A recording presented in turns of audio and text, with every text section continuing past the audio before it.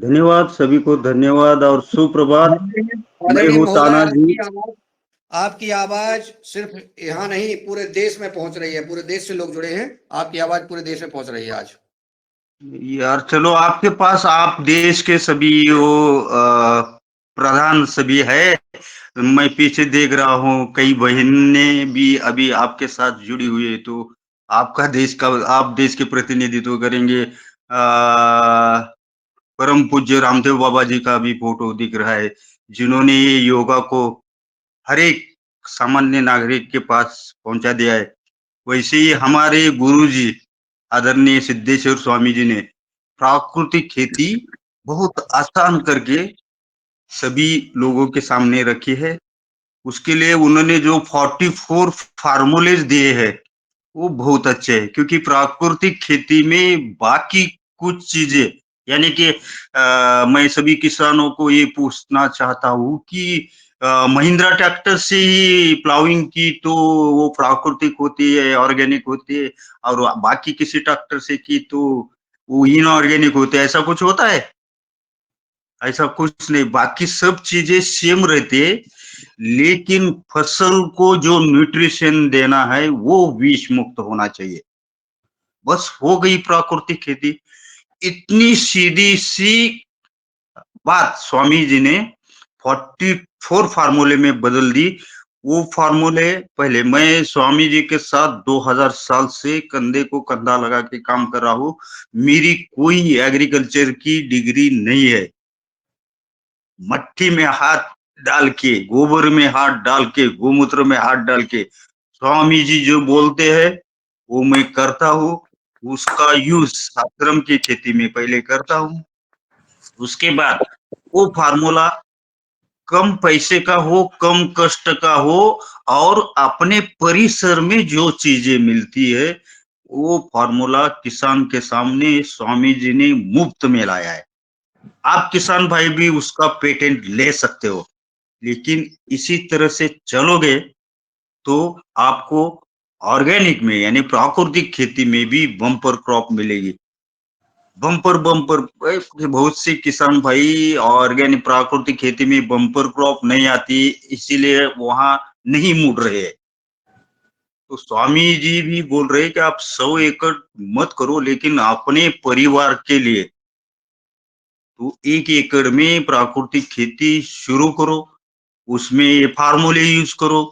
अगर आपको bumper crop मिली तो आप आपका एरिया बढ़ा सकते हो। बहुत सीधी सी बात रखे। और वो 1 एकड़ में, जिसे हम लखपति खेती कहते हैं, अभी अभी भाई साहब ने उल्लेख किया, उसमें थोड़ी एक लाइन थोड़ी दुरुस्त कीजिए। हर महीने 1 लाख नहीं, हर बरस के बाद हर महीने 1 लाख मिलता है वो तबीयत के लिए। आप जो अभी व्यायाम कर रहे हैं उसके पहले आपके पेट में विष मुक्त खाना जाना चाहिए। पहले लोग, हमारे दादा परदादा विष मुक्त खाना खाते थे। उनको व्यायाम की जरूरत नहीं थी, सुबह चलने की जरूरत नहीं पड़ती थी। उनका शरीर इतना अच्छा था कि वो धूप में काम करते थे। उनकी हड्डियां बहुत मजबूत रहती थी। तो मैं परमेश्वर यानी सभी के सामने आपको लंबी उम्र और ज्यादा से ज्यादा आपको अस्पताल, यानी कि आपका परिवार अस्पताल न जाए, इसके लिए कामना करता हूँ। और लखपति खेती की तरफ, यानी कि लखपति खेती में हम 3 सीजन में, हमारे यहाँ 3 सीजन बहुत अच्छे रहते हैं। अभी जो मई के पास आए, मई जून को जो चालू होगा वो खरीफ का, उसके बाद शीतकालीन, उसके बाद समर का, तीनों सीजन में हम 188 क्रॉप लगाते हैं उसमें, जिससे आपके रसोई घर में जो खास करके आपके पेट में जाता है वो आपके नजर के सामने उगाया जाता है। और वही पहले परिवार यूज करता है। उसमें जो बचता है, यानी एक सरप्लस जो आता है, वो हम बहुत अच्छे प्राइस पे उसका सेल करते हैं।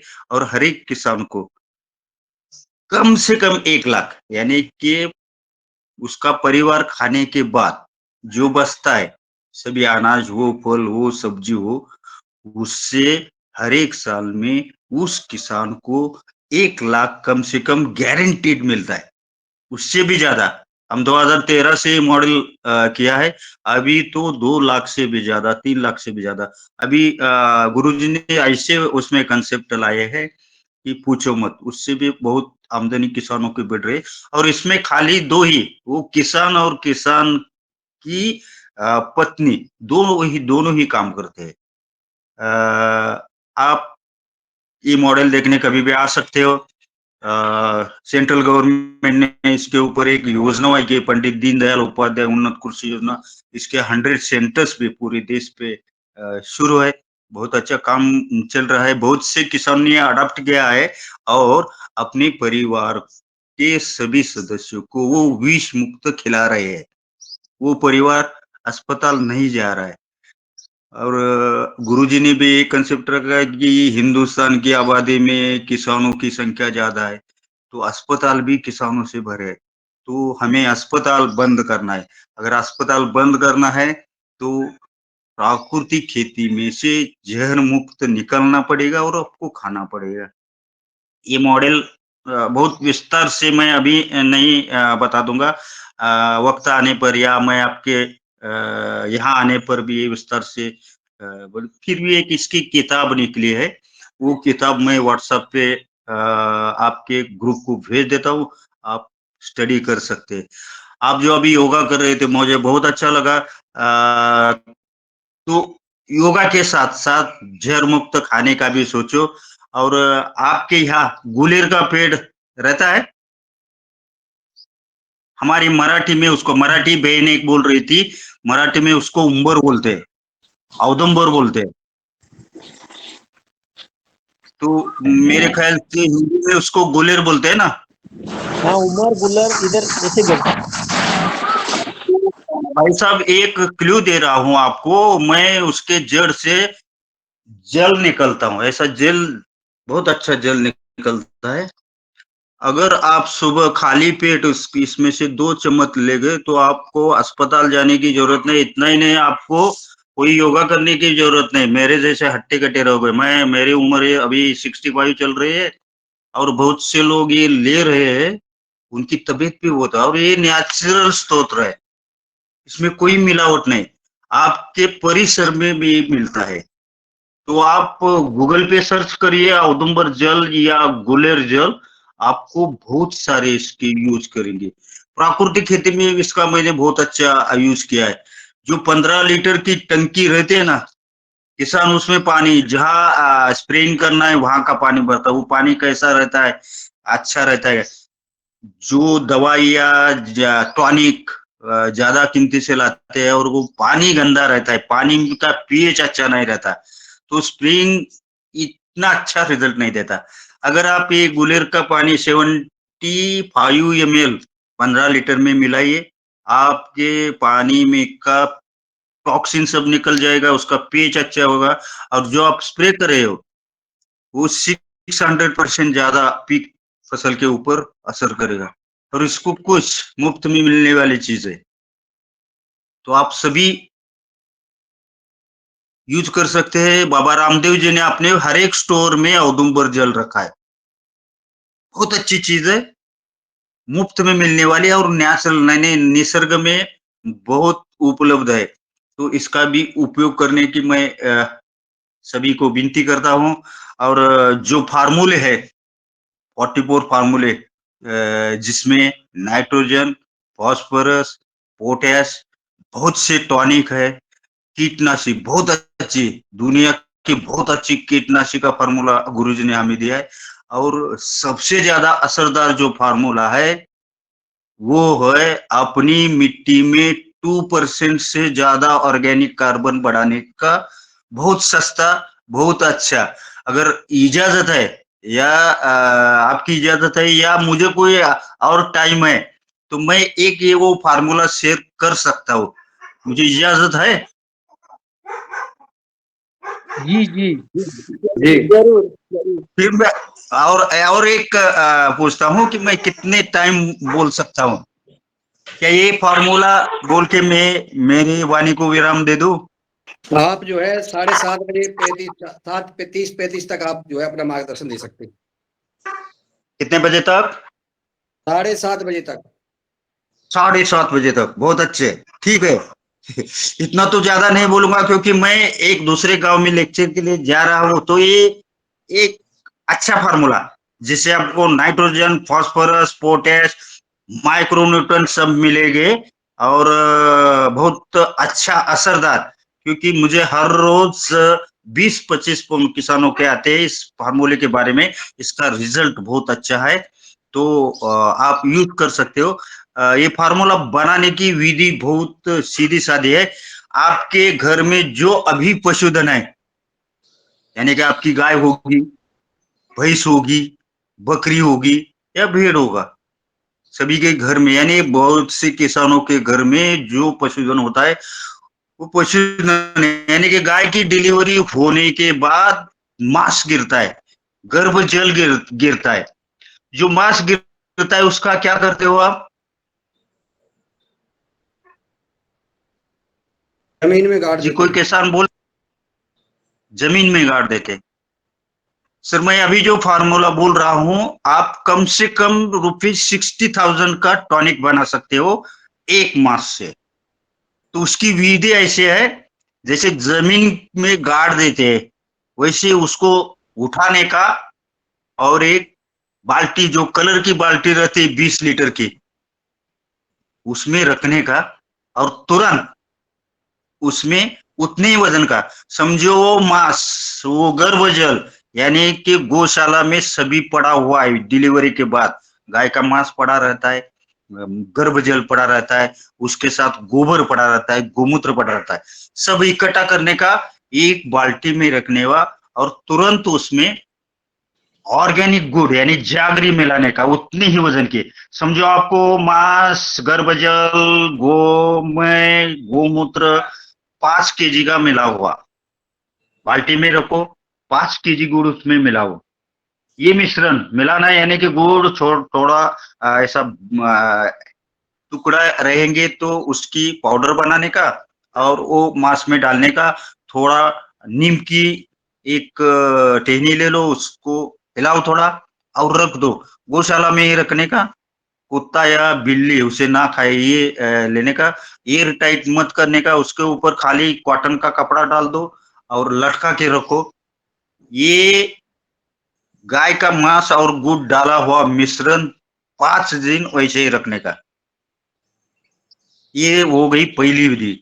छठे दिन उसमें 5 लीटर गोमूत्र डालने का, फिर 5 दिन रखने का। 11 दिन का एक कोर्स रहता है। 11वें दिन वो बाल्टी में या वो कैन, जिस कैन में उसको रखे है, उसमें जो लिक्विड तैयार है, जैसा लिक्विड तैयार है, वो सांस के लेने का, अच्छे कैन में उसको स्टोर करने का। बस ये रहा आपका फाइनल प्रोडक्ट। लेकिन वो मांस फेंकने का नहीं, छाछ के उसमें से जो जूस फाइनल प्रोडक्ट है वो निकालने का, वो खेती के लिए यूज कर सकते हो। कैसा करने का मैं बता रहा हूँ, लेकिन मांस फेंकने का नहीं। फिर उसमें गुड़ डालने का। ये दूसरे 10 दिन की भट्टी लगा रहा हूँ मैं। तो अभी गुड़ पहले 5 kg डाला था, अभी 5 kg डालने की जरूरत नहीं, थोड़ा उसमें गुड़ कम करने का, क्योंकि मांस में से बहुत सा भाग डाइल्यूट होके वो रसायन में आ गया है। तो अभी 4.75 ग्राम यानी कि 4 kg 75 ग्राम उसमें गुड़ डालने का, 5 दिन रखने का। फिर छठे दिन 5 लीटर गोमूत्र डालने का, और 11वें दिन, ये दूसरा 11वां दिन आता है, जिस उस बाल्टी में या कैन में जो रसायन तैयार है, जैसा रसायन तैयार है, छाछ के ले लो। हर 10 दिन के बाद, जब तक ये मांस पूरा डाइल्यूट नहीं होता, तब तक 10 दिन के उसका जूस निकालने का, स्टोर करने का। बस इतना ही काम करने का है। इसकी हमने इसकी ये जो फाइनल रसायन है, इसकी जांच की है हमने लैब में। इसमें ऑर्गेनिक कार्बन 20% मिल गया है। आप करोगे, मुझे या हमारे आश्रम पे विश्वास मत कीजिए, मुझ पे विश्वास मत कीजिए, आप ये बनाओ, आप भी उसका लैब रिपोर्ट ले सकते हो। इसमें नाइट्रोजन बहुत अच्छे है, पोटेश बहुत अच्छा है, फास्फोरस बहुत अच्छा है, माइक्रोन्यूट्रन तो पूछो मत, इतने माइक्रोन्यूट्रन मिलते हैं। और सबसे अच्छी बात है, ऑर्गेनिक कार्बन इसमें 20% है। तो इसका जमीन पे छिड़काव करोगे, फसल पे यूज करोगे या ड्रेंचिंग करोगे, आहिस्ता आहिस्ता आपके मिट्टी में ऑर्गेनिक कार्बन की बढ़ोतरी हो जाएगी, ये मैं गारंटी दे रहा हूँ। तो इसका स्प्रे करते समय ज्यादा दिन की फसल हो, जैसे कि आम हो, बाकी सब हॉर्टिकल्चर में, इसको 15 लीटर के टंकी में 1 लीटर ये मास का रसायन लेने का, फाइनल प्रोडक्ट 1 लीटर लेने का, बाकी 14 लीटर शुद्ध पानी लेने का, स्प्रे करने का। आपको ड्रिंचिंग करना है तो 15 लीटर के टंकी में 2 लीटर ये प्लासेंटा रसायन यानी कि मांस का रसायन लेने का, ड्रिंचिंग करने का। जो कम कालावधि की फसलें है, जैसे कि सोया हो, गेहूं हो, चना हो, या और कुछ दूसरा कम कालावधि का पीक हो, फसल हो, तो उसके लिए आधा लीटर, 15 लीटर की टंकी में आधा लीटर स्प्रे के लिए, 1 लीटर ड्रिंचिंग के लिए। बहुत अच्छा रिजल्ट आ रहा है सभी किसानों को। मैं तो अभी हमारे यहाँ महाराष्ट्र में इसाबेन टॉनिक, जिसकी 1 लीटर की कीमत है 1300 से ज्यादा रुपए, तो अरे बड़े बहुत से किसानों ने इसाबेन टॉनिक आधे प्लॉट पे यूज किया। और ये हमारे गुरुजी ने जो फार्मूला दिया है मांस का रसायन का, यानी कि प्लासेंटा का रसायन का, तो आधे प्लॉट में प्लासेंटा रसायन का स्प्रे लिया था। तो प्लासेंटा का स्प्रे किया हुआ प्लॉट वो 1400 रुपए लीटर, यानी इसाबेन टॉनिक से अच्छा रिजल्ट इसका आया है। फसल अच्छी आई है, टिलर्स अच्छे आए है, ग्रीनरी बहुत अच्छी आ रही है, और फूल ज्यादा आ रहे हैं, फल ज्यादा आ रहे हैं। मात्र इसको गुड़ का ही खर्चा आता है, बाकी सब चीजें हमें मुफ्त में मिलती है। तो एक मास जो गिरता है उसका ऐसा प्रिपरेशन करके 90 दिन तक इसका प्रिपरेशन चलता है, फिर वो मास पूरा डाइल्यूट होता है। इसी दरमियान आपको कम से कम 60 लीटर प्लासेंटा रसायन, 60 लीटर ये मास का रसायन मिलता है कम से कम। अगर आपको मास अच्छा मिला हो, आपका प्रिपरेशन अच्छा हो, तो 100 लीटर तक भी ये फाइनल प्रोडक्ट मिलता है। अभी इसाबेन टॉनिक से हिसाब किया तो कम से कम 60,000 का ये टॉनिक अपने पास रहता है, जो हमने खुद बना सकते हो, उसमें कोई मिलावट नहीं रहती। बाजार से जो लाते हो उसमें क्या रहता है ये उनको ही मालूम, उसका असर आए न आए ये बाद में समझता है, और पैसा खर्च हो जाता है, और कॉस्ट ऑफ प्रोडक्शन बहुत ज्यादा, यानी कि लागत खर्चा ज्यादा आता है। ये जो 45 फार्मूलेज है, ये यूज करके अगर आप प्राकृतिक खेती करोगे तो आपको बहुत कम खर्चे में बम्पर क्रॉप मिलेगी। और ये सब आश्रम की 250 एकड़ जमीन है, और हमारी जो केवी के है, मात्र एकमात्र केवी के भारत में की, आप इसका यानी कि आप इंफॉर्मेशन भी ले सकते हैं अपने अधिकार में, जहां से एक केवी की चालू है, आज तक एक भी गोनी, एक भी कट्टा यूरिया हो, डीएपी हो, खरीदी नहीं किया है। ये सब जो साइंटिस्ट है इसमें, यही फार्मूला यूज करके बम्पर क्रॉप ले रहे हैं। और बम्पर क्रॉप यानी यूनिवर्सिटी ने जो सोयाबीन का उत्पादन हो, धान का हो, अरहर का हो, ये फार्मूले यूज करके हमने सब क्रॉस किया है, और बहुत अच्छी प्राकृतिक खेती का मॉडल मठ पे आपको देखने को मिलेगा। हमारे यहाँ बहुत अच्छी गौशाला है, 1260 गो गाय, यानी कि 22 नस्ल में 1260 बड़े छोटे ऐसी गाय की संख्या है। उससे जो गोमूत्र मिलता है उससे बहुत से ऐसे फार्मूले भी बनाते हैं। केंचुआ खाद हर दिन हमारे यहाँ 45 बेड है, हर एक 45 दिन के बाद बहुत अच्छा केंचुआ खाद 2-2.5 टन एक बेड में से निकलता है, वो भी विधि बहुत अच्छी रहते है। केंचुआ का पानी यानी कि सभी चीजें, एक भी चीज गाय से मिलने वाली यहाँ खराब नहीं करते, यूज करते हैं। पंचगव्य का बहुत अच्छा डिपार्टमेंट हमारे यहाँ काम कर रहा है, बहुत अच्छी गौशाला है, बहुत अच्छी प्राकृतिक खेती है। मैं इस माध्यम से सभी किसानों को और सुनने वालों को आमंत्रित करता हूँ कि कभी भी मत पे आओ, आप देख सकते हो। ज्यादा से ज्यादा 7 जून के बाद आओ, जैसी बारिश शुरू हो जाएगी, हमारी खेती अभी प्लॉट तैयार है, हम बोनी करेंगे।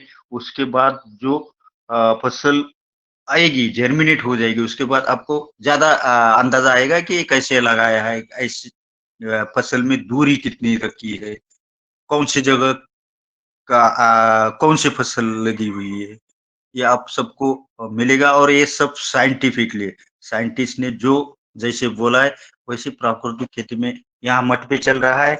बहुत से फार्मूले हैं, लेकिन उसको टाइम भी ज्यादा लगेगा। मैं आपकी इजाजत हो तो मैं भी थोड़ा दूसरे गांव में लेक्चर में जाने वाला हूँ, लेकिन कल भाई साहब ने बोला कि थोड़ा अपने अनुभव शेयर करो, तो बहुत को शेयर करने के लिए तो अगले किसी दिन मैं आपसे ज्वाइन हो जाऊंगा, और बाकी में भी फार्मूले ऐसे आप आपसे शेयर करता जाऊंगा। आपका सब देख के योगा वगैरह मुझे बहुत अच्छा लगा। आज शुरुआत तो अच्छी हो गई। ठीक है, जाते जाते अगर किसी को अभी जो मैंने फार्मूला बोल दिया है उसमें कोई पूछना है या किसका सवाल है तो पूछ सकते हो। ओम जी ओम प्रणाम। ये गुल्लर के पेड़ का पानी आपने कैसे बनाया, ये बताएं ना थोड़ा। सर, उसके जड़ जमीन में होते हैं, वो थोड़ा खुला करने का हेक्सा ब्लेड से एक अच्छे वाले जड़ को कट मारने का, नीचे एक बोतल रखने का या मटका रखने का, 24 घंटे में कम से कम 250 ml से 40 लीटर आज तक मुझे जल मिला है। और ज्यादा से ज्यादा शुक्ल पक्ष में, मेरे ख्याल से थोड़ा कंफ्यूज हूं मैं इसमें, फिर भी वो दोहराता हूँ देख के। शुक्ल पक्ष में अगर इसको गुलेर के जड़ से पानी निकालोगे तो मात्रा बहुत ज्यादा मिलती है, ऐसा मेरा एक्सपीरियंस है। और उसका यूज आप अपने तबीयत के लिए कर दो। आप ये लेना ले गए तो उसके बाद आपको अस्पताल जाने की जरूरत नहीं, ऐसा मेरा एक्सपीरियंस है। बात समझ में आई निकलने का कैसे? जी जी जी, जड़ को निकाल के उसको पत्ती से काट के उसके नीचे मटका रखना है क्या? ठीक है, फिर भी एक उसका वीडियो बनाया मैंने, वो आपको भेज देता हूँ, ठीक है। जी जी जी, बहुत अच्छा। और खेती में भी यूज करो उसका, बहुत अच्छा रिजल्ट आता है।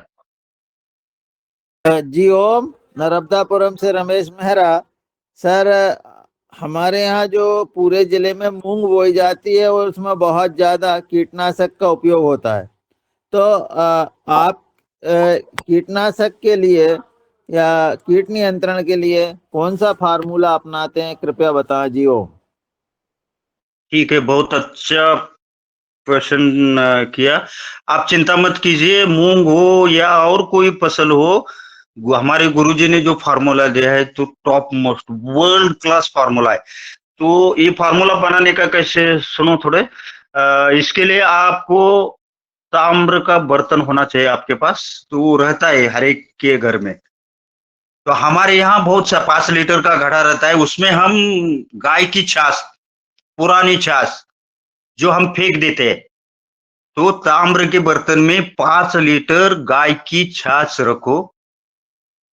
घर से बाहर निकलो, 2 kg कड़ू कड़ू कड़ू नीम होता है, नीम के पत्ते 2 kg या 1.5 kg।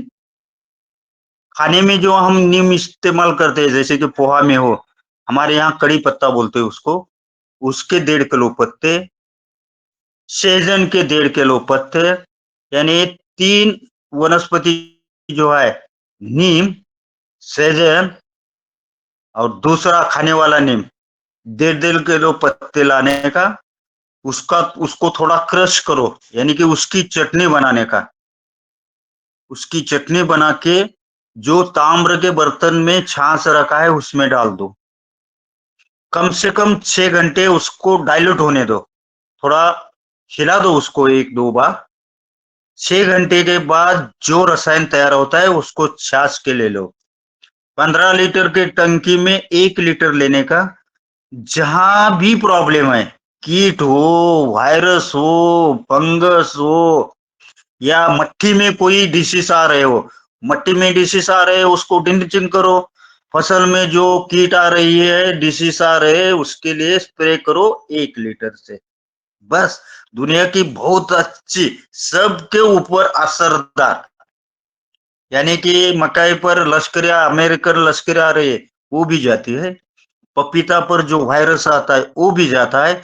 मिर्च में जो पत्तियां थोड़ी ये होती है वो भी जाती है। उसके बाद वो ताम्र का और छाछ का जो मिलन होता है और जो बनता है वो भी टॉनिक होता है। यानी कि एक साथ आप कीटनाशक के भी यूज कर सकते हो और उसका असर ऐसा होता है कि फूल ज्यादा आता है, फल ज्यादा आता है और एक ही काम एक ही फार्मूले में पूरा हो जाता है। इसमें कोई आपको समझा नहीं तो पूछ सकते हो।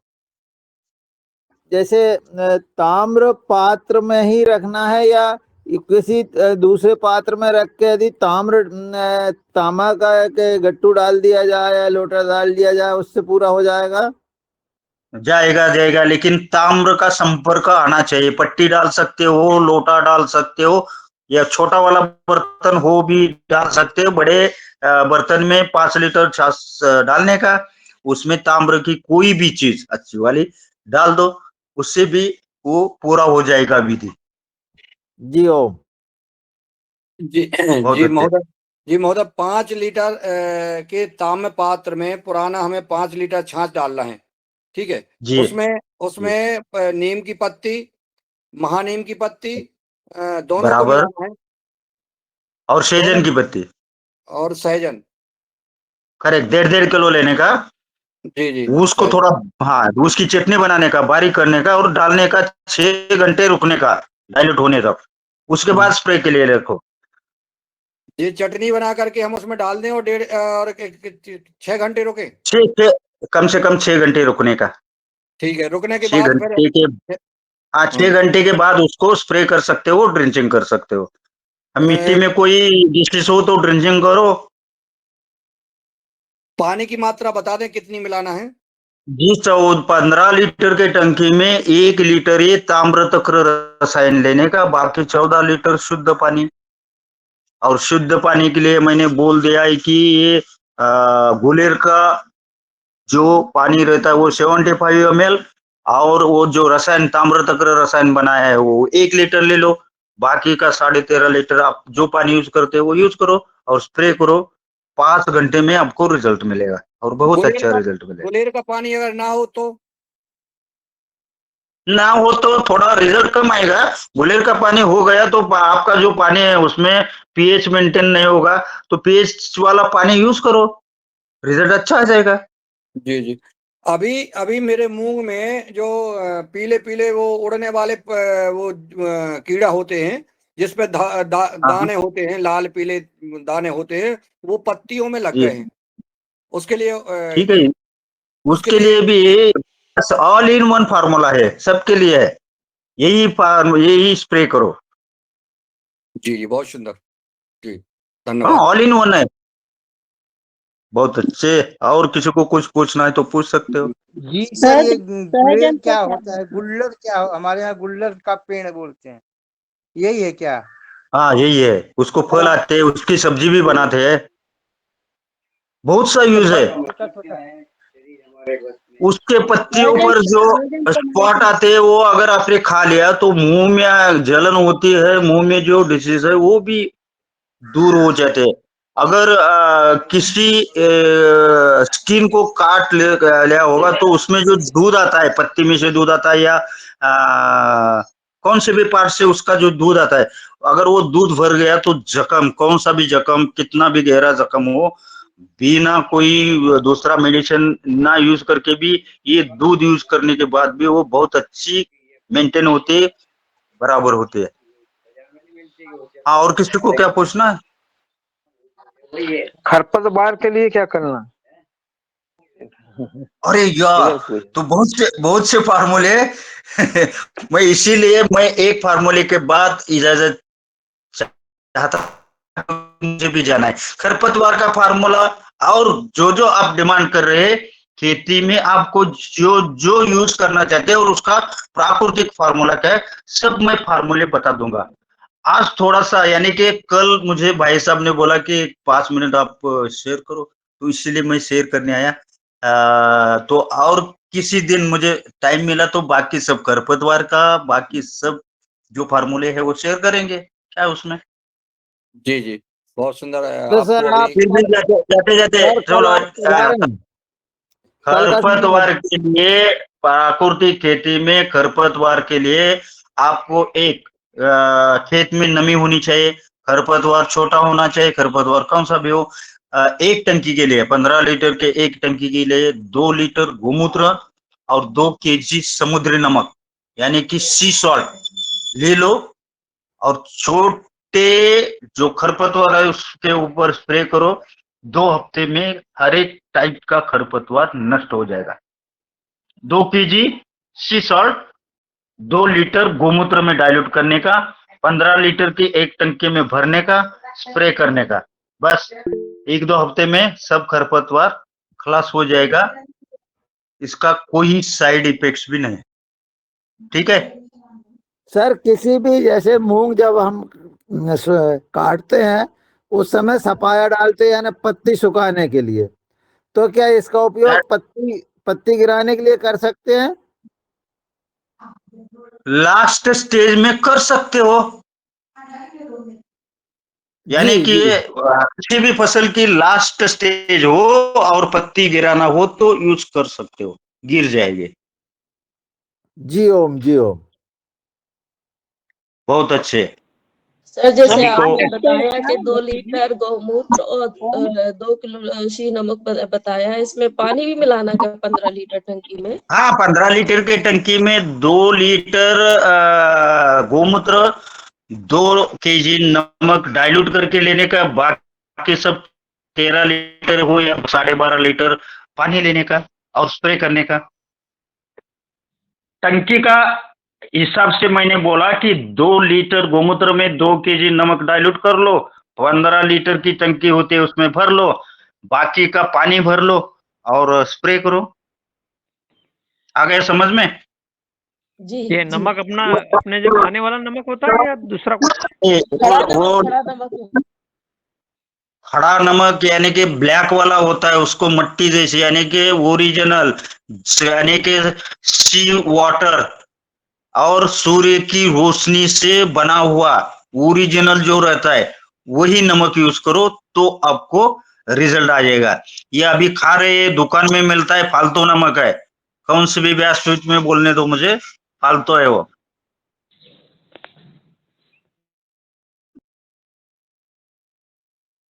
जी और जी किसी को बहुत कुछ पूछ। जी, डॉक्टर किशोर दुबे जी। हाँ जी बोलिए। धन्यवाद धन्यवाद मुनिलाल जी। चर्चा बहुत अच्छी चल रही है और जो मुख्य अतिथि जी है उनसे मेरा निवेदन है कि आपने जी जो फार्मूले बताए जी इंसेक्टिसाइड्स के लिए या खरपतवार के लिए आदि और बहुत अच्छे जी अच्छे फार्मूले बोले, तो ये फार्मूले के बारे में कुछ लिखित अगर डॉक्यूमेंट है या तो वो जी हमको जी जी सबको ये ग्रुप पे चाहिए। ठीक है दूसरी ठीक है, चीज, वो भी आपको सभी को दे देंगे, उसकी चिंता मत कीजिए। और दूसरी चीज ये जो फार्मूले जी है आपका हाँ खुद का फार्म छोड़ के और भी हाँ किसानों ने जो उपयोग में लाया होगा उनके अनुभव हाँ हम इस फार्म पे सुनना चाहते हैं। तो मेरा निवेदन है हाँ, मोतीलाल जी और बाकी से कि अगले बार इनको मुख्य अतिथि जी को बुलाया जाए और उनके साथ में कम से करेंगे कम ना 3-4 करें। किसान जो अलग अलग छोटे छोटे किसान है जिन्होंने ये 2-4 साल से अलग अलग फसलों पर उपयोग किया है उनको भी आमंत्रित किया जी जाए और उनके सब जो अनुभव है यहाँ पे शेयर जी किए जाए। धन्यवाद। वो भी करेंगे, आपके यहाँ ही आके करके दिखाएंगे, मैं आऊंगा क्योंकि हमारा आश्रम किसानों के लिए काम करता है। मैं वहां रिजल्ट दिखाऊंगा, फिर मुझे छोड़ दो, आपके सामने मैं रिजल्ट दिखाऊंगा, उसमें क्या है। बाकी किसानों को भी आपसे ज्वाइन करके उसके उनके एक्सपीरियंस में बोल देता हूँ। देखो साइंटिस्ट ने जो बोला है आपके मट्टी में अगर 2% ऑर्गेनिक कार्बन होगी तो किसी भविष्य वाली या तानाजी की या कनेरी मठ आश्रम की जरूरत नहीं, फसल बम्पर ही आता है।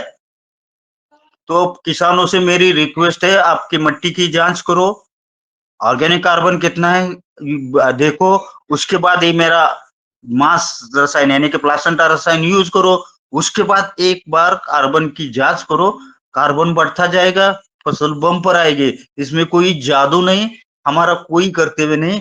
बैक्टीरिया इतने पैदा होते हैं, करोड़ों से ज्यादा या बिलियन ट्रिलियन बैक्टीरिया तैयार होता है, ये इसकी खासियत है।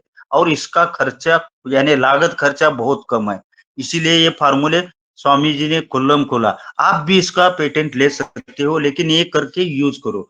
मेरी विनती है कि हमारे फार्मूले से ज्यादा अच्छा और किसी के फार्मूले वो भी यूज कर सकते हैं। यानी कि लास्ट, ये मैं अपील नहीं कर रहा हूं, लेकिन यही फार्मूला यूज करके हमारी धान 9.5 feet tall, 242 tillers and grain each year 512 recognized by Guinness Book of World Record।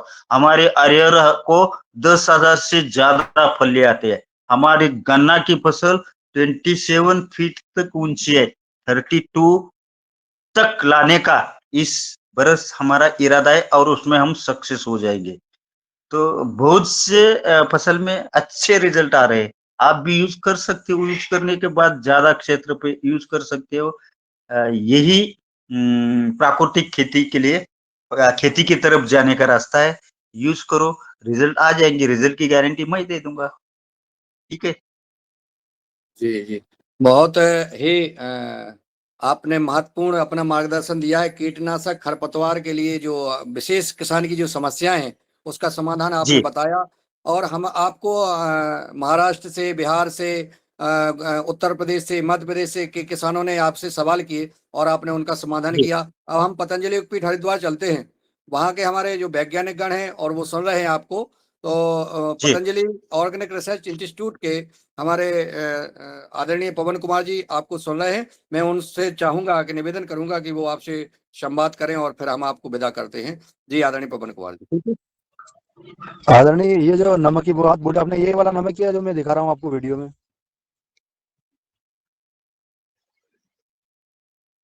से थोड़ा जूम करो, चलेगा चलेगा। ये बहुत अच्छा है, लेकिन लाहौरी थोड़ा नमक महंगा बोलते हैं इसको, पड़ेगा ना, लाहौरी। तो ये खनिज नमक है ना, जी जी ये प्राकृतिक नमक है, लेकिन ये थोड़ा महंगा पड़ेगा। जो सी वाटर का रहता है वो थोड़ा सस्ता पड़ता है, बहुत ही सस्ता पड़ता है। ये अच्छा रहेगा, बहुत अच्छा रहेगा, इसके रिजल्ट भी बहुत अच्छे आएंगे। जी जी जी जी आदरणीय, ठीक धन्यवाद। है सर जी, एक ध्यान में रखिए, खरपतवार छोटा होना चाहिए और स्प्रेइंग के वक्त भूमि में नमी होना चाहिए पर्याप्त। आप फसल में यूज कर सकते हैं, गन्ने जैसी फसल में, या हॉर्टिकल्चर में यूज कर सकते हो। गन्ने में यूज करना है तो नीचे से 4-5 उसको क्या बोलते हैं, हमारे यहाँ पेड़ बोलते हैं, यानी कि थोड़ी हाइट उसकी होने के बाद आप फसल में भी उसका यूज कर सकते हो। 1 एकड़ में कितनी मात्रा देना है इनकी, एक रिजल्ट 1 एकड़ में? आपकी खरपतवार कैसी होगी, यानी कम से कम 5 टन की तो स्प्रे करना अनिवार्य होता है। जी जी जी धन्यवाद। हाँ? और एक दूसरा भी ट्रायल चल रहा है, वो सक्सेस होने के बाद वो भी फार्मूला बता दूंगा आपको। ठीक है जी, धन्यवाद। आज के हमारे मुख्य वक्ता ताना जी का अभिनंदन। बहुत सुंदर, आपने बहुत सरल और व्यवहारिक तरीके से आज मार्गदर्शन हमारा किया हुआ है। मेरा ये मानना है, जो हमने इस सदन में पूर्व में भी चर्चा की थी, कि ये जो छोटे-छोटे बैक्टीरिया हैं, छोटे-छोटे जो जीव हैं, यही सारा जी, काम करते हैं। और इनका करेक्ट अगर हम करेक्ट इनको संरक्षण दे देते हैं, इनको इनको इनको बढ़ावा देने की व्यवस्थाएँ बना देते हैं, तो हमारे बहुत सारी समस्याओं का समाधान हो पाएगा।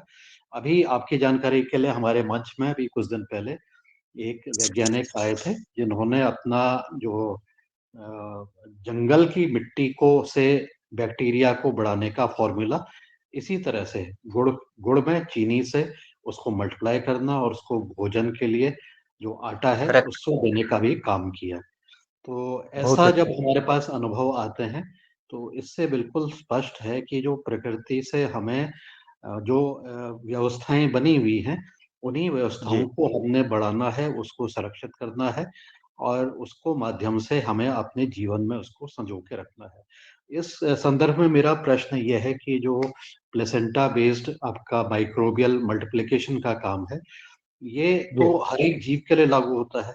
इसमें केवल हाँ गाय को ही हम महत्व क्यों दें या इसमें अन्य को भी नहीं नहीं ऐसा नहीं, हर एक प्लासेंटा का मैंने रिजल्ट ले लिया है। गाय के प्लासेंटा में रिजल्ट बहुत अच्छे आते हैं, भैंस के प्लासेंटा में थोड़ा रिजल्ट कम आता है, और बाकी जो जानवर है यानी कि जर्सी होलेट उसको जानवर ही बोलता हूँ मैं, उसका प्लासेंटा यूज किया तो थोड़ा उससे भी डाउन रिजल्ट आता है। तो हमारी गौ माता है उसका प्लासेंटा यूज करने के बाद जो रिजल्ट आया है वो बहुत अच्छा है, उसमें बैक्टीरियल काउंट बहुत अच्छा है। इसको बढ़ावा देना या ये नहीं, मेरा मतलब यानी हमारे आश्रम का मतलब है कॉस्ट ऑफ प्रोडक्शन किसानों की कम हो और बम्पर काप मिले, बस। जी, ये जो प्लेसेंटा जो गाय का प्लेसेंटा है वो देसी गाय की आप बातचीत कर रहे होंगे और जी क्रॉस की तो बातचीत नहीं कर रहे होंगे या सभी गाय के ऊपर ऐसा ही परिणाम निकला है? सभी गाय के ऊपर ऐसा ही परिणाम निकला है। सभी के इसमें निकला हुआ है। जी तो इसकी जो जी जी इसका जो अध्ययन किया होगा कुछ लेबोरेटरी टेस्ट निकला कि इसमें बैक्टीरियल हाँ हाँ, पॉपुलेशन कितनी है? लेबोरेटरी टेस्ट के बाद ही मैं दावा कर रहा हूँ कि उसमें ऑर्गेनिक कार्बन की 20% मात्रा है। ये हमारे आश्रम में किया हुआ, अगर कोई किसान अकेला कर रहा है तो उसमें 22% मिल जाएगी, ये मैं गारंटी देता हूँ, क्योंकि वो अपनी नजर उसमें रख के हमारे आश्रम में थोड़ा इर्द गिर्द हो जाता है। जी, जी, जी। अभी ये जो हमारे दूसरे वैज्ञानिक आए थे, इन्होंने जंगल में अनडिस्टर्ब्ड मिट्टी पर पेड़ के नीचे की मिट्टी जहाँ नमी है, वहाँ की मिट्टी जब ली थी, तो क्या इस मिट्टी को भी अगर लिया जाए और आपके फ़ॉर्मूले के साथ मिला लिया जाए, तो क्या संख्या और ज़्यादा और बढ़ने की डबल संभावना है? डबल डबल रिजल्ट आएगा और बहुत अच्छा रिजल्ट आएगा। जी, जी, जी। बहुत बढ़िया, बहुत सुंदर। हाँ, एक एक दिन मुझे भी क्लू दिया, मैं भी यूज करके आपको उसका रिजल्ट ज़रूर, दे बिल्कुल, दूंगा अगले। बिल्कुल। बिल्कुल, ठीक बिल्कुल। है। तो आने वाले दिनों पर हम ऐसे विषयों पर हम ये प्रकृति को किस प्रकार से सहयोग करें, इस ध्येय के साथ जो भी और तरीके हो सकते हैं, उनको जी सबको ट्रायल करें हमारे किसान, उनको आगे बढ़ाने का प्रयास करें और अपने जो करेक्ट। अनुभव हैं, उनको हम शेयर करते हैं, तो निश्चित रूप से ठीक है। हमें फ़ायदा होगा। आज आपको जाना भी है, मैं आपको अब ज़्यादा प्रश्न नहीं करूँगा। अगली बार जब आप आएँगे, तो हमारे पास और भी प्रश्न होंगे और भी कुछ सुझाव होंगे, उस पर हम फिर से बातचीत करेंगे। आपको बहुत-बहुत धन्यवाद। नमस्कार। मैं अपनी वाणी को आप विराम सभी को नमस्कार, और मुझे आप मार्गदर्शन मार्गदर्शन ने मेरे एक्सपीरियंस मैंने शेयर किया, और शेयर करने के लिए मुझे चांस दिया सभी देश की किसानों के सामने, इसीलिए मैं आपको धन्यवाद देता हूँ, और अगली बार भी बाकी के फार्मूले लेके आता हूँ। ठीक है, जी नमस्ते। ओम। सर, हमारा निवेदन है कि आप सदन से निवेदन है कि आपको लगातार 2-3 दिन का समय दिया जाए और आपके सारे फार्मूलों पर चर्चा हो। जी ओम। रमेश मेहरा, नर्मदापुरम से। अरे ओम मैं करेंगे ना। प्रणाली ओम जी सर, हम भी चाहते हैं 2 दिन तो मिले। ओम करेंगे करेंगे, ओम सर मैं मैं प्रणाली आपको टाइम हूँ। टाइम दे दूंगा, उसके बाद सब करेंगे, सभी जुड़ जाओ उसी टाइम। ठीक है। जी जी ओम। जी ओम। प्राणी मराठे जी। मैं प्रणाली सिंधुदुर्ग से बोल रही हूँ, प्रणाली मराठे, देवगढ़ से। हम वहाँ आ सकते हैं क्या आप के यहाँ मार्गदर्शन लेने के लिए? कोल्हापुर हमारे हमसे नजदीक है ना, इसलिए पूछ रही हूँ। मॅडम, मी सिंधुदुर्गला येऊ काय, तुम्ही कोल्हापूरला येणार?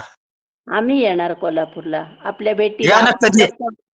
सभी हाँ किसानों को बोल रहा हूँ, यहाँ हमारे केवीके में 2 दिन का एक कोर्स रहता है। हाँ 2 दिन का ट्रेनिंग रहता है, और एक दिन गौशाला देखना और शिवार फेरी जिसको बोलते हैं, यानी कि ये फार्मूले यूज करके हमने कौन सी खेती की, उसमें रिजल्ट आप अपने आंख से देख सकते हैं। तो हर दिन वहाँ ट्रेनिंग चलता है, और अभी इसमें सेंट्रल गवर्नमेंट और स्टेट गवर्नमेंट भी आ गई है, और खुशी की बात यह है कि मैं गवर्नमेंट का मास्टर ट्रेनर भी हूँ। तो आप कभी भी आ सकते हैं और ट्रेनिंग ले सकते हैं, सिंधुदुर्गा बहुत नजदीक है। ओम जल्दी ही आएंगे हम। ओम प्रणाम। आइए, और आप ओम अकेले मत आइए, सभी को लेके आइए। नहीं नहीं, ज्यादा से ज्यादा लोग आएंगे जरूर। ज्यादा से ज्यादा लोग आइए, क्योंकि आश्रम में हर रोज 10,000 लोगों का भोजन चलता है और बाकी सब चीजें यहाँ मुफ्त मिलती है, तो आइए ना। ओम प्रणाम। ओम। ठीक है। बहुत बहुत साधुवाद आपका आदरणीय सिंगारिया जी का, बहुत बहुत धन्यवाद। और हम चलिए आज आपको यहीं विदा देते हैं। बहुत बहुत और आपका समय सबने मांगा है, आपने सहमति दी है, इसके लिए बहुत बहुत साधुवाद। हम 2-3 दिन का आपका वैज्ञानिक और किसान आपस में संवाद करेंगे। ये पूरे देश में आपका जो है अनुभव, आपका जो है जो समस्या का जो समाधान किसानों की है, उसका समाधान आपके द्वारा होगा। आपको बहुत बहुत साधुवाद और प्रणाम। प्रणाम। अगला तो मैं मीट हो जाओ तो। जी जी। अगला हमारा कार्यक्रम आगे बढ़ाने के लिए तानाजी ने जो हम सबको मार्गदर्शन दिया, और वो आगे उन्होंने वादा किया है कि हम आगे योगार कार्यक्रम में आएंगे और जो है आगे आकर के हम सबको मार्गदर्शन देंगे। और अगली चर्चा में हम दिनेश जी सेमवाल जी को सादर आमंत्रित करता हूँ, आगे मंच का संचालन करने का कष्ट करें। जी आदरणीय, बहुत ही सुंदर चर्चा रही। और इस तरह से आदरणीय मुख्य वक्ता जी से निवेदन भी किया गया है कि हम अगले दिनों भी आपको सुनेंगे। और जब चर्चा में भी इस चर्चा के बाद कुछ समय बचा हुआ है, तो हम आप सभी आदरणीय सदस्यों से यही निवेदन करना चाहेंगे कि जो पिछले दिनों हमने 2 दिन पहले एक चर्चा शुरू की थी, आदरणीय रमेश चंद्र मेहरा जी और आदरणीय सभी सदस्यों के माध्यम से बात आई थी कि योगाहार की ट्रस्ट संस्था, ऑर्गेनाइजेशन, कंपनी इस माध्यम से भी सदस्य देखना चाहते हैं और आगे बढ़ना चाहते हैं, बनाना चाहते हैं। तो मैं यही निवेदन करना चाहूँगा कि इस क्रम में जबकि आप योगाहार को एक संस्था के रूप में देखना चाहते हैं, बनाना चाहते हैं और आगे का रास्ता तय करना चाहते हैं, तो हम में से किन सदस्यों की क्या भावनाएँ हैं और उनकी क्या ज़िम्मेदारियाँ रहेंगी, अपनी ज़िम्मेदारियाँ किस तरह से वो तय करेंगे, इस दिशा में हम हैंड रेज़ भी करें और वार्तालाप भी करें। और हैंड रेज़ होंगे तो संभवतः आप तक पहुँचना और सरल हो जाएगा।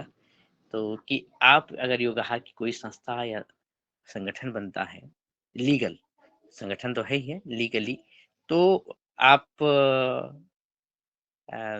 उसमें क्या ज़िम्मेदारी ले सकते हैं या किसको क्या ज़िम्मेदारी दे सकते हैं? जी, आदरणीय, मैं सदन के पास पहुँचता हूँ और इसी आह्वान के साथ इसी क्रम में आदरणीय रमेश चंद्र मेहरा सर, आपका हैंड रेज़ है। जी ओम सर, बहुत बढ़िया जो चर्चा चल रही है, और उस पे पहले दिन भी हमने अपने विचार व्यक्त किए थे। कल तो मोबाइल के साथ ठीक नहीं था तो जुड़ नहीं पाए थे। हमारा निवेदन है सर कि जो भी विस्तार के काम हम कर सकते हैं, लोगों को हम जोड़ सकते हैं, लोगों के पास अपनी बात पहुंचा सकते हैं। जिस तरह से कि आप देख रहे हैं पिछले दिनों जो भी हमारे योगाहार में जो भी कुछ नई चीज आती है और उसको लोगों तक पहुंचाने का जो प्रयास है वो हम करते हैं। तो ये जो प्रशिक्षण वाला मामला है या लोगों से जो चर्चा करने वाला है, लोगों को कुछ चीज़ों को, तो इस तरह के काम में मैं अपनी सेवा देने के लिए तत्पर हूं सर। और लोगों तक अपनी बात, जो भी चीज़ होगी, अपने उद्देश्य होंगे उनको पहुंचाने का प्रयास करेंगे। और साथ में जिस तरह की भी हमसे जो मेरी योग्यता के अनुसार होगा वो मैं करने के लिए तैयार हूँ। जी। जी, आदरणीय, धन्यवाद। और आप सदैव मुस्तैद रहते हैं, तैनात रहते हैं इस बात के लिए कि योगाहार के कार्यों को और सलीके से आगे बढ़ाया जाए। और इसी क्रम में आपके साथ ही पिछले दिनों डॉक्टर दुबे सर ने और श्री सीएम राय सर ने, आदरणीय प्रदीप राज वर्मा जी ने, आदरणीय सिंगोरिया जी ने, आदरणीय प्रणाली दीदी जी ने, आदरणीय सरियत वर्मा जी ने, आदरणीय कल्पना कोठले जी, आदरणीय गणेश गौर जी ने, आदरणीय डॉक्टर रोशन लाल सर ने और आपके साथ ही आदरणीय उमाशंकर प्रसाद जी ने, आदरणीय नारायण जी ने, आदरणीय पवन सर ने और अन्य लोगों में से आदरणीय पाटली बागचंद जी ने, आदरणीय शशिकांत तिवारी जी ने और आदरणीय अनुष्का बहन जी ने अपनी बात रखी थी और मुन्नीलाल यादव जी ने रखी थी, आदरणीय मुनीलाल जी भाई साहब ने रखी थी। और अब जबकि हैंडरेज हो रहे हैं तो मैं पुनः आपके पास आ रहा हूं और इस सिलसिले में आगे बढ़ना चाहता हूं कि आप सबसे पहले आदरणीय सिंगोरिया जी, कृपया आप बात रखिएगा कि अगर ये संस्था स्थापित हम करते हैं तो हमारे सपने की जो लीगल संस्था कैसी हो, लीगल ट्रस्ट कैसा हो या कंपनी कैसी हो, उसमें आपकी भूमिका क्या रहेगी? सबसे महत्वपूर्ण बात कि मैं एक सदस्य के रूप में क्या जिम्मेदारी निभाऊंगा, गांव स्तर पर, जनपद स्तर पर या फिर राज्य स्तर पर? जी, आदरणीय सिंगोरे जी। सदन को सादर नमन। मैं अपने जिले स्तर पर जैविक खेती के बारे में, जैविक एवं प्राकृतिक खेती के बारे में पूर्णतः जो भी उसमें कार्य रहेंगे मैं उसके लिए करूँगा। जैसे ट्रेनिंग है और मतलब एक्सटेंशन वर्क भी रहेगा। एक्सटेंशन वर्क मैं पूरे एमपी के लिए चाहता हूँ और जिले के लिए मैं अपना ट्रेनिंग पर्पज से मैं पूरा करूँगा जैविक खेती का। जी, आदरणीय, आपने धन्यवाद। संक्षेप में और सारगर्भित बात रखी है और मैं आपके बाद आदरणीय सीएम राय सर के पास पहुँचता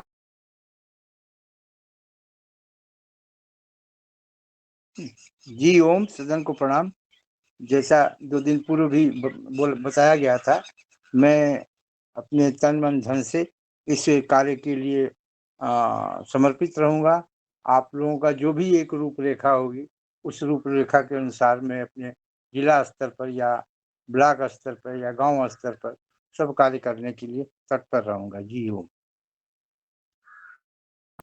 जी, आदरणीय धन्यवाद और आदरणीय शरद वर्मा सर पुनः आपके पास पहुँचते हैं। पुनः मतलब हमने परसों भी आपकी वार्ता सुनी थी संक्षेप में, लेकिन आज आप कुछ बताने वाले हैं। आपका पुनः स्वागत। जो सदन के जो उद्देश्य रहेंगे और जो उद्देश्यों की पूर्ति करने में ऐसा लगेगा कि यहाँ पे सदन को मेरी जरूरत है, वहां मैं अवश्य उसको पूरा करूंगा। जी ओम। जी, इसी क्रम में आदरणीय धर्मेंद्र सिंह बुंदेला जी। सदन को कोटि कोटि प्रणाम। सभी को बहुत अच्छा, उस दिन हम नहीं जुड़ पाए थे लेकिन ये बहुत अच्छा जिसने भी विचार रखे हैं, क्योंकि अपना योग आहार पूरे देश में काम कर रहा है। एक अखिल भारतीय स्तर का बहुत अच्छा संगठन काम कर सकता है और इसमें बहुत अच्छा अपन को गवर्नमेंट का भी सपोर्ट मिलेगा और अपन पब्लिक के बीच में भी जा सकते हैं। और सभी बहुत महत्वपूर्ण लोग हैं, सभी ने प्रशिक्षण ले रहे हैं पिछले 2-3 साल से। तो बहुत अच्छा, जिसने भी दिनेश जी भाई साहब, बहुत अच्छा विचार है और हमारा जहां सहयोग होगा, क्योंकि हम एनजीओ पहले से भी रन कर रहे हैं और ये बहुत अच्छा विचार है। बहुत बहुत धन्यवाद। जहां हमारी जरूरत पड़ेगी अखिल भारतीय स्तर पे या प्रदेश स्तर पे, तो हम बिल्कुल पूरा सहयोग करेंगे सर, है ना। बहुत बहुत धन्यवाद। जी, धन्यवाद आदरणीय और आदरणीय वर्मा सर, आदरणीय बुंदेला सर, आपने बात की है और आपके पश्चात में हैंडरेज की गुजारिश करूंगा कि हैंडरेज होंगे तो मैं आप तक पहुंच पाऊंगा। आदरणीय एमएल गौर सर। जी ओम, सदन को प्रणाम। जहाँ तक युवाहार कार्यक्रम को अगर विधिवत रजिस्टर्ड अगर एक संस्था बनाई जाती है, जैसा कि पहले ही बता चुके हैं कि अपन उद्देश्य और उद्देश्य के साथ मुख्य रूप से उन उद्देश्यों की पूर्ति के लिए हमारे पास संसाधन, मतलब जैसे आज हम विभिन्न विषयों के ऊपर चर्चा करते हैं, जिसमें आध्यात्म भी है, इतिहास भी है, सभी है। तो उन मुख्य उद्देश्य, क्योंकि मल्टीपर्पज अगर हमारा कार्य होगा और उसमें सभी जो जो हमारे वैज्ञानिक गण हैं, हमारे साहित्यकार हैं, इनको इनके मार्गदर्शन अगर हम लेंगे और इनके अगर ये अब अगर हमें बताएंगे, तो एक निश्चित कार्यक्रम जो हमारा निर्धारित होगा कि हम जैसे अभी करते हैं कि अगर शनिवार को हम संतोष जी को सुनते हैं तो ऐसे ही अगर हम मुख्य रूप से निर्धारित करने के बाद मल्टीपर्पज अगर करेंगे तो ही हम उसमें और आगे बढ़ पाएंगे। तो और उसके लिए प्रत्येक क्षेत्र के, प्रत्येक स्टेट के लोगों को जोड़कर, और जोड़ने के साथ जो संख्या अभी तक नहीं बढ़ी है, उसके लिए मुख्य रूप से हमें प्रयास करना पड़ेगा। क्योंकि एक सीमित दायरे तक अगर हम रह के कुछ काम कर पाएंगे तो शायद हम लोग ज्यादा लोगों को फायदा नहीं दे पाते हैं। तो हम सबका जो एक उद्देश्य है, और हम सभी एक दूसरे से बोल रहे हैं कि हम जिला और ग्रामीण स्तर पे इसको आगे बढ़ाएंगे, तो पहले हम उस पर विचार कर लें कि हम इसका नेटवर्क कैसे बढ़ाएंगे और किन किन विषयों के ऊपर बढ़ाएंगे। तो मैंने जैसा उस दिन भी आपको बताया था कि जिले के, नर्मदापुरम जिले के ग्रामीण स्तर तक अगर इसको आम पब्लिक तक ले जाना है तो उसमें मैं पूर्ण रूप से समर्पित रहूंगा। जी ओम। जी आदरणीय, निश्चित ही जो योगाहार के अलग अलग पायदान हैं, अलग अलग डायमेंशन हैं, अलग अलग दृष्टिकोण को लेकर के एकीकरण है योगाहार का। तो इसी दिशा में आदरणीय सदस्यों जो जिनके हैंड रेज होते हैं और जो ये भावना रखते हैं कि इसका एक लीगल आकार हो, स्ट्रक्चर हो, उसके माध्यम से आगे बढ़े, तो आप सभी के माध्यम से ही ये बातें सामने आएंगी कि हम ग्राम स्तर से लेकर जनपद स्तर तक, और जब जनपद स्तर तक होंगे तो राज्य तक हमारी पहुंच होगी, और राष्ट्रीय या फिर अंतर्राष्ट्रीय स्तर पर भी हमारी पहुंच होगी। तो हम जब जमीनी वर्ग की बात करेंगे तो आपके माध्यम से ही ये बात निश्चित हो पाएगी कि हम क्या करने वाले हैं और किस तरह से करने वाले हैं इस कार्य को।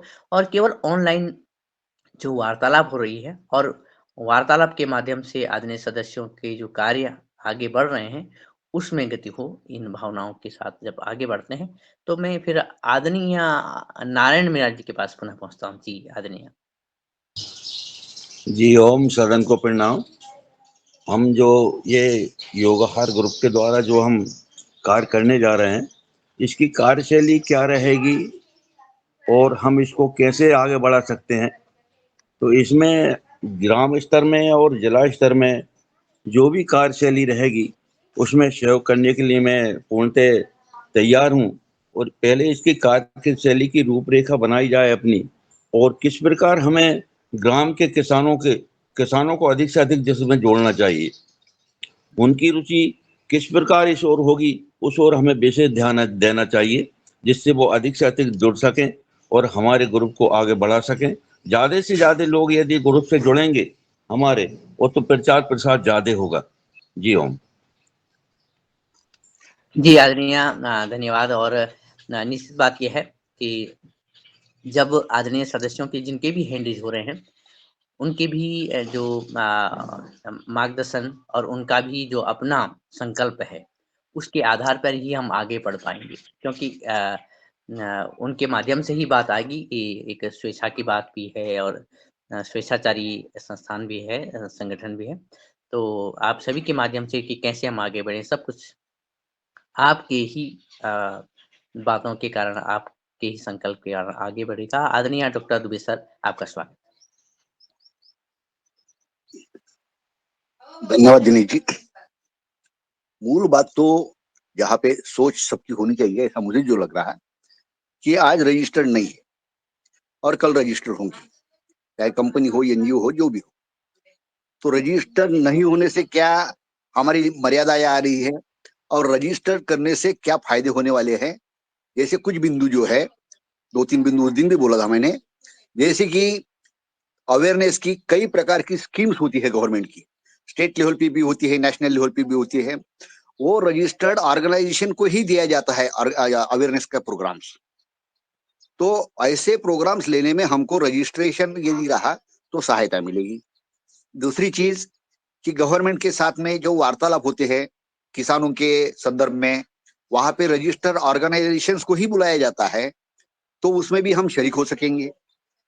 तो ऐसे कुछ बिंदु है, ऐसे बिंदु यदि सामने आते हैं कि हाँ ये यहाँ पर अगर हमारा रजिस्ट्रेशन रहा तो निश्चित रूप से फायदा होने वाला है। और एक बिंदु मैंने बोला था, जैसा सहकारिता मंत्रालय है तो और भी जो मंत्रालय होते हैं, तो उनकी जो स्कीमें रहती है, उनके R&D से जुड़े हुए हैं ट्रेनिंग प्रोग्राम्स रहते हैं या एक्सटेंशन प्रोग्राम्स रहते हैं, तो उनमें रजिस्टर ऑर्गेनाइजेशन या रजिस्टर संस्थाएं जो होती है उन्हीं को सहभागिता दी जाती है। तो ऐसे अब मैंने तो मिसाल के तौर पर 2-3 बिंदु बोले, लेकिन और भी बिंदु आ सकते हैं। तो पूरा सदन इसके संदर्भ में सोचे, हाँ ये चीजें हो सकती है और ये चीजों के लिए ही हमको आगे जाना है। तो फिर उसका प्रारूप कैसे बनेगा, क्या बनेगा, ये आगे की बात होती है। और एक बिंदु जो हमारे डिस्कशन में हमेशा आया है कि मार्केटिंग मार्केटिंग मार्केटिंग, निश्चित रूप से कि बहुत प्रोडक्शन तो हो जाता है, लेकिन मार्केटिंग में करने के लिए अगर समझो एफपीओ का नेटवर्क भी बन जाता है, एफपीओ का वो नेटवर्क करके उसमें एक ट्रेडिंग ऑर्गेनाइजेशन बनती है, कंपनी बनती है, तो उनको हम कैसा सहयोग कर सकते हैं, क्या कर सकते हैं, यह भी निश्चित रूप से एक ट्रेडिंग साइकिल में भी अगर हमारा ट्रस्ट या कंपनी होती है तो उसका भी फायदा होता है। ऐसे और भी बिंदु आ सकते हैं। इन बिंदुओं को यदि सामने रखा जाता है तो निश्चित रूप से फिर प्रारूप कैसा होना चाहिए और उस प्रारूप की क्या इम्प्लीमेंटिंग एजेंसी जो बोलते हैं उसका एक विजन हो गया। ये विजन के हिसाब से मिशन क्या बनेगा, उसके एक्शन प्रोग्राम्स क्या बनेंगे, उसके लिए हमारे रिसर्च ट्रेनिंग एक्सटेंशन इसके मॉड्यूल्स क्या होंगे, इस बारे में आगे बात हो सकती है। धन्यवाद। जी, जी आदरणीय, कुल मिलाकर के जो हमारा प्रारूप कैसा होगा और जो लीगल रूप से क्या फ़ायदे हैं, ये बात आपने रखी है। निश्चित ये बात सामने आती है कि जो प्रारूप आप सभी के माध्यम से जो इच्छुक और जो भावना रखते हैं, उनके माध्यम से ये प्रारूप की संरचना हो सकेगी। इसी क्रम में अन्य जो सदस्य हैं, उनसे निवेदन है कि वो हैंड रेज़ करें और जब तक अन्य सदस्यों का हैंड रेज़ होता है, तब तक मैं आदरणीय पवन कुमार सर से निवेदन करता हूँ कि आप आएँ और जी शायद एमएल जी गौर सर कुछ कहना जी चाहें। जी जी कुछ नहीं, जो अभी डॉक्टर साहब ने एक बात रखी बहुत अच्छी बात है, क्योंकि जो रजिस्टर्ड संस्था, रजिस्टर्ड कंपनी या एनजीओ होती है और जिसका ब्रांड बन जाता है अपने आप, तो फायदा अपने आप मिलता है। क्योंकि किसान ये चाहता है कि अगर मान लो हमने रजिस्टर्ड संस्था बनाई, अगर हमने अपने जैविक खाद या जैविक बीज के बारे में अगर हमने अपना उसमें प्रोडक्शन सामने रखा, तो अपने आप हमें उसका फायदा मिलता है कि ये फलाना ब्रांड का बीज है या फलाने ब्रांड का जैविक उत्पाद है।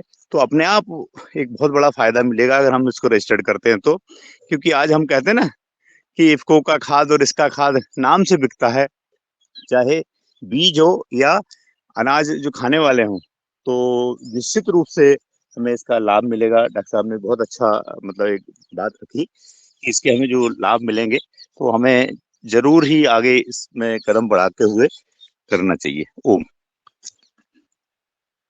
हाँ जी, जी आदरणीय धन्यवाद और निश्चित ही मैं ये बातें कि क्या लाभ हैं, क्या फ़ायदे हैं, ये बातें आदरणीय सदस्यों के अनुभवों से भी सामने आ रही है। लेकिन बड़ी बात ये रहेगी कि हमारी ज़िम्मेदारियाँ इस संगठन के रूप में योगाहार को आगे बढ़ाने के लिए क्या रहेंगी? हम क्या ज़िम्मेदारी ले सकते हैं? प्रश्न यह है।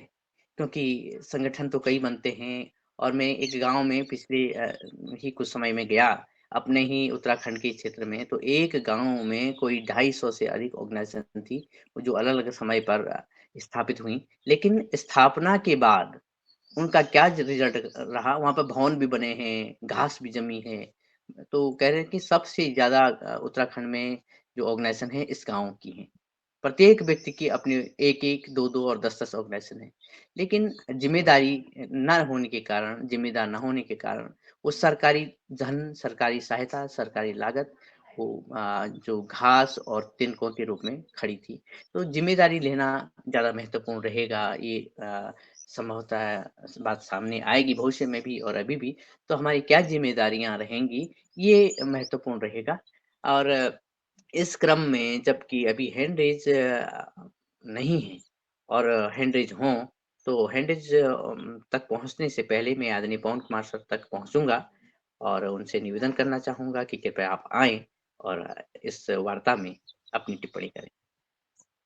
जी, धन्यवाद दिनेश जी, बहुत सुंदर। आज भी हमने सभी सहभागियों के, योगाहारियों के सुझाव, उनके विचार और उनका जो इच्छाएँ हैं, उनको सुनने का भरसक प्रयास किया है, समझने का प्रयास किया है।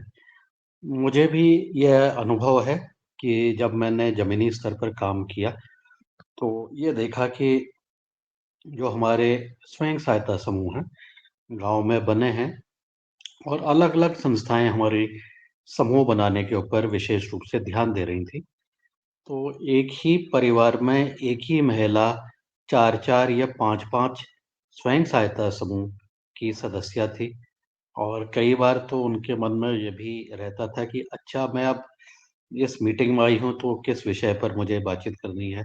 उदाहरण के लिए कृषि विभाग का अलग से बना, भूमि संरक्षण विभाग या हॉर्टिकल्चर ने अलग से बनाया, एनआरएलएम ने अलग से बनाया, कोई और संस्थाएँ हैं उसके भी 1-2 समूह ऐसे बन गए।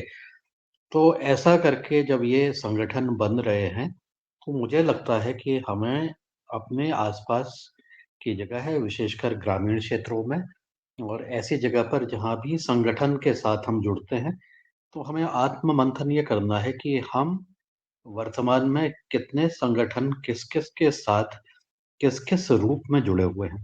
ये आत्म-मंथन करना बहुत ज़रूरी है और उसके ज़्यादा एक तो किसमें जुड़े हैं, लेकिन उसके साथ ही उसके हमारे अनुभव क्या हैं? हमारे अच्छे अनुभव क्या हैं? हमारे सकारात्मक अनुभव क्या हैं? हमारे जो काम के प्रति जो अ, उद्देश्य की पूर्ति के अनुभव क्या हैं? या हमारे पद लेने के अनुभव क्या हैं? ये सब चीज़ों पर जब हम विचार-विमर्श करेंगे, तो हम देखेंगे कि जहाँ एक तरफ बहुत अच्छी तरह से लोग मन लगा कर के काम कर रहे हैं, अपने उद्देश्यों की पूर्ति करने की तरफ अग्रसर हो रहे हैं, वहीं पर इसी समाज में कुछ ऐसे व्यक्ति भी होंगे जो पद के लिए ज़्यादा लालसा लिए बैठे हुए हैं। पद के लिए वो अपने आप को अ, प्रस्तुत करने के लिए आगे बैठे हुए हैं और उसका लाभ लेने का भी प्रयास कर रहे हैं। तो ये जो लाभ लेने की जो हमारी प्रवृत्ति है और जो लाभ से हम क्या समझते हैं, हम ये बात कर रहे हैं कि हमें लाभ मिलेगा। तो किस लाभ की हम बातचीत कर रहे हैं, इसका भी हमें आपस में आत्मचिंतन करना बहुत ज़रूरी है।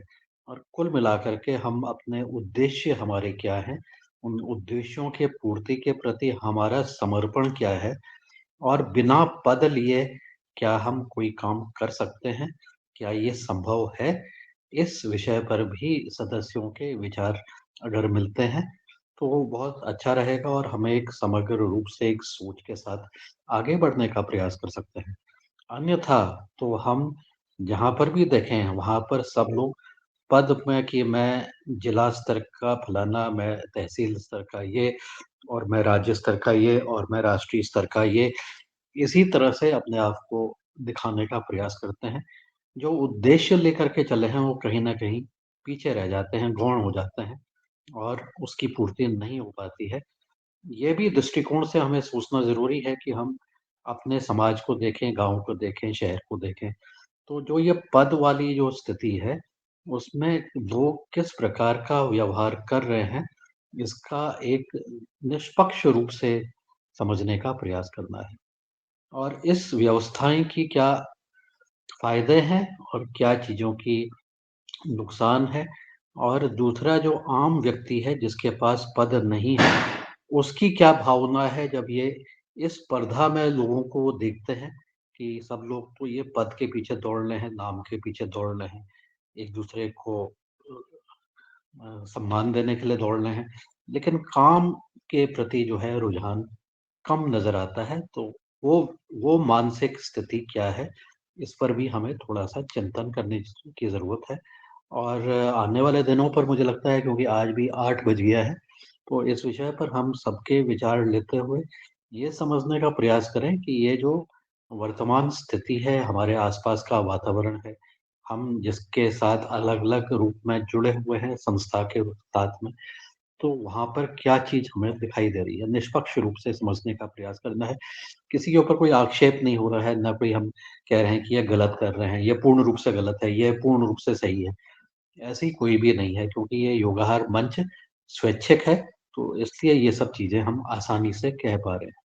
लेकिन ये इसका उद्देश्य केवल आत्ममंथन, आत्मनिरीक्षण और आने वाले समय पर जो व्यवस्था बनाने की बातचीत कर रहे हैं, उस व्यवस्था को औरों के मुकाबले हम 1 2 गुना बेहतर, 10 गुना बेहतर, 100 गुना बेहतर कैसे बनाएँ, इसके लिए ये आत्ममंथन होना ज़रूरी है।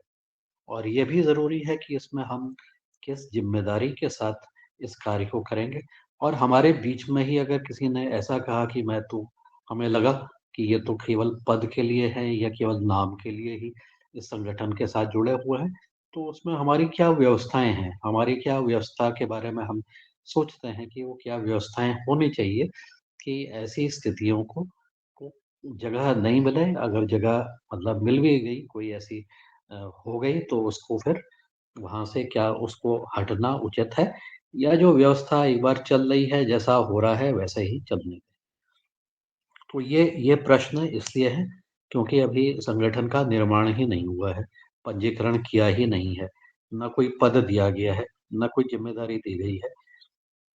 तो अपने आप को हम पारदर्शी बनाते हुए भी और अपने कार्यों को प्रति भी समर्पित रूप से करते हुए सब लोग साथ मिलकर के कैसे काम करें। और इस तरह की जो कुछ अगर चीज़ों को हम इस दृष्टिकोण से देखते हैं कि हम अपने कार्यों में 100% सफल होना है। हमारे पास 90% भी नहीं है, हम 80% में भी नहीं जाएँ, हम 100/100 नंबर लेने का प्रयास करें, फुल मार्क्स लेने का प्रयास करें, अपने कार्यों के बल पर, अपने गतिविधियों के और अपने जो भी हम कार्य करते हैं उसके बल पर। तो हमारे प्रति लोगों की जो सोच है, वो हमें कैसी दिख रही होगी, जो अभी हमारे संगठन में नहीं होंगे। ये मैं आने वाले समय पर ये मान के चल रहा हूँ, इस स्थिति का देखना चाह रहा हूँ कि संगठन बन गया है, कुछ लोग काम कर रहे हैं। अब बाकी लोग इसको कैसे देख रहे हैं? बाकी लोगों के भावना क्या है? बाकी लोगों के मन की बात क्या है? क्या हम अपना कार्य अच्छी तरह से कर पा रहे हैं? अच्छा, कर पा रहे हैं, तो टीका-टिप्पणी तो वैसे हर चीज़ में होती है। लेकिन ये टीका-टिप्पणी सकारात्मक होते हुए भी और इस तरह से रहे कि इसमें पूर्ण रूप से नकारात्मकता नहीं दिखाई दे। ऐसी व्यवस्था के लिए हम क्या प्रयास करेंगे? क्या ज़िम्मेदारी लेंगे? शायद दिनेश जी का जो बार-बार अ अभिप्राय है, वो इसी तरह भी है।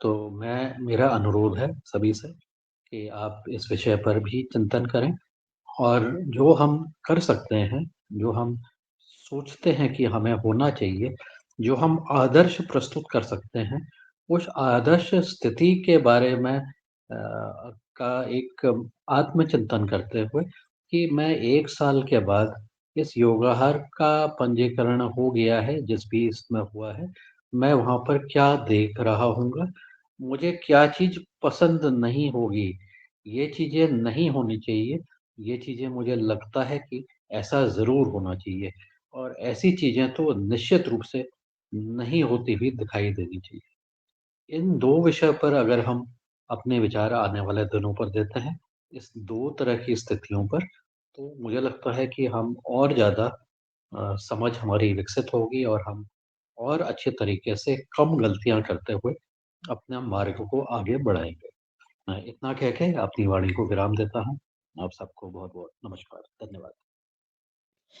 जी आदरणीय बहुत-बहुत धन्यवाद। और आपने कहा कि पद नहीं ज़िम्मेदारी और निष्पक्षता के साथ आगे की जो कार्यवाही होगी। तो बिना पद के जो ज़िम्मेदारी का जो आकार रहेगा, संरचना रहेगा संगठन, संस्था का, उसका क्या फ़ायदा होगा और इस संबंध में हमारे विचार कैसे रहेंगे? और सबसे महत्वपूर्ण ये बात भी आपने रखी है कि मुझे क्या पसंद नहीं होगा एक संगठन के ज़िम्मेदार सदस्य के रूप में। ये बात सामने आई है। इन्हीं विषयों पर 2-3 जो बिंदु हैं, उन पर ही आने वाले समय की चर्चा भी रहेगी और उसी चर्चा के आधार पर हमारे आने वाला जो रजिस्टर्ड संस्था है, वो निर्भर करेगी। इन्हीं शब्दों के साथ मैं आदरणीय मुनीलाल जी भाई साहब के पास पहुँचना चाहूँगा, क्योंकि अब समय भी संकेत दे चुका है। मैं आपके पास आता हूँ और आप आज की समुचित टिप्पणी को समेकित करते हुए सभी का धन्यवाद भी करें, ऐसा भी निवेदन करता हूँ। आदरणीय मुनीलाल जी भाई साहब। धन्यवाद आदरणीय दिनेश जी सेमवाल जी। और आपके कुशल प्रयास, अथक मेहनत और परिश्रम से आप जो व्यवहार कार्यक्रम को एक टेस्ट और संस्था एनजीओ के रूप में स्थापित करने के लिए मेहनत कर रहे हैं।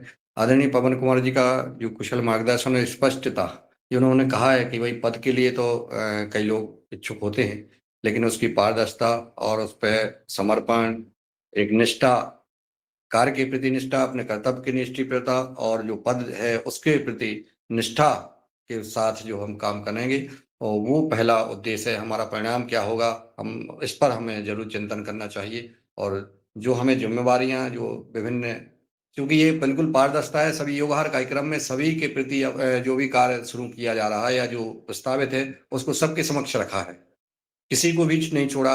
और ये बोला गया है कि जो हैंड रेस करेंगे उनको हम आमंत्रित करेंगे कि इसमें आप सहयोगी बन सकते हैं। यानी कल कोई ये ना कहे कि हमें जबरदस्ती जो है ये दिया गया था, हमें तो जबरदस्ती इसमें हमें इतना समय नहीं है या हमें तो इसका स्वेच्छा से आप जब कहेंगे तभी इसमें जो है आपको शामिल किया जाएगा। शामिल करने के कुछ बिंदु हैं, कुछ आगे चल के हम सबके सामने जो आएंगे, आगे चर्चाएं होंगी। और इस कार्यक्रम को जैसा पूर्व वक्ताओं ने बताया कि राष्ट्रीय और अंतर्राष्ट्रीय और ग्राम से लेकर के जिला, राज्य, जनपद स्तर पर इसका जो है क्रियान्वयन होगा। आगे इसका अभी नींव डल रही है। इसमें आप लोगों ने जो सुझाव मार्गदर्शन दिए, बहुत बहुत आप सबको शायदवाद। और अगर हम आज जब 4 साल योगाहार कार्यक्रम के पूर्ण कर सकते हैं, निश्चित हम इस भावना के साथ जब उद्देश्य हम शुद्ध और जब उद्देश्य लेके चलते हैं, कोई काम करते हैं, तो वो निश्चित सफल होता है।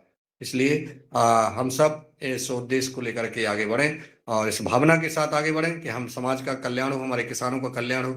नए नए हमारे तरीके आते हैं। आज जैसे हमारे जो चीफ गेस्ट महोदय आए थे ताना जी, उन्होंने जो अभी कीटनाशक खरपतवार के जो उपाय बताए हैं, अगर वो सक्सेस होते हैं, हम करके देखेंगे। आज हम देखेंगे उस पर जो कीटनाशक है, छाछ, तांबा का बर्तन, छाछ और नीम की पत्ती और महानीम की पत्ती और सहजन की पत्ती को मिला करके चटनी बना करके डालेंगे, तो हम देखेंगे उसका परिणाम अगर आता है। तो ये ऐसी कई विधाएं हैं जो हम इस संस्थान के माध्यम से, अगर हमारा संस्थान पंजीकृत हो जाता है, तो जैसा आदरणीय डॉक्टर किशोर दुबे जी ने कहा, इसके माध्यम से विस्तार कर सकते हैं इसका, हम अधिक से अधिक इसका लाभ किसानों को दे सकते हैं। तो इस आशा और विश्वास के साथ, हम पॉजिटिव सोच के साथ हम इसको आगे बढ़ाएंगे। आज आप सबने जो है योग किया और योग के बाद द्वितीय सत्र में इस वार्ता में शामिल हुए, जो जुड़ रहे हैं, अन्य साथियों को भी जुड़ रहे हैं।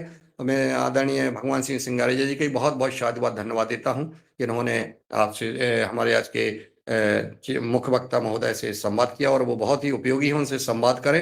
आगे हम 2-3 दिन का उनका समय लेंगे, ताकि ये जो मुख्य समस्या खरपतवार की और कीटनाशक की है, जो एलोपैथी उसमें की जो हमारी केमिकल युक्त खेती होती है, जो रासायनिक खेती होती है, और जैविक खेती में यही अंतर है कि हम कीटनाशक और खरपतवार का नियंत्रण नहीं कर पाते हैं, और इसके कारण हमें जो है मजबूरी में जो है हमें रासायनिक खेती की ओर जाना पड़ता है। अगर इसका समाधान होता है तो बहुत बहुत धन्यवाद जी। आदरणीय सिंगारिया जी, आपका निर्देश है, और फिर इसके बाद हम सबका आभार ज्ञापित करते हुए आज की क्लास को यही विराम देते हैं। ओम जी। सिंगारिया जी जी ओम जी, सादर नमन जी। मैं वहाँ पे 2023 में एक 7 दिन का कार्यक्रम था, पंच महाभूत महोत्सव करके। तो उस समय मैं 7 दिन रुका था अपने कनेरी मठ में। तो वहाँ पे बहुत विस्तृत व्यवस्थाएं, करीब लगभग 2 लाख लोग प्रतिदिन आते थे वहाँ पे उस समय पे। उनके लिए पूर्ण निःशुल्क भोजन एवं स्वल्पाहार की व्यवस्था थी, सुबह से शाम तक, रात्रि तक। और वहाँ पे 6 मंजिला भवन बना हुआ है केवीके का, किसान भवन। तो बाहर से किसान भी आते हैं, वहाँ पे प्रशिक्षण प्राप्त करते हैं। और सौम्य कनेरी मठ का आयुर्वेदिक चिकित्सालय भी है, और वहाँ पे एलोपैथिक हॉस्पिटल भी है, और वहाँ पे उनका गुरुकुल भी संचालित है। और लगभग 450 से 500 एकड़ रकबा उनके पास में है, और गवर्नमेंट ने केवीके दिया हुआ है वहाँ पे। ये विस्तृत व्यवस्थाएं, बहुत कुशल संचालन है। जो लखपति खेती वाला मॉडल था, वो भी मैंने सौम्य आंखों से देखा। उस टाइम पे लगभग 75 प्रकार की सब्जियां थी उसमें, बेल वाली, कुछ बहुवर्षीय पौधे भी थे उसमें। बहुत व्यवस्थित रूप से वो संचालन करते हैं। जी जी जी, बहुत बहुत धन्यवाद। नमन। आप संवाद करके और उनको आगे बढ़ाइएगा। आज के योगाहार कार्यक्रम को यही विराम देते हैं।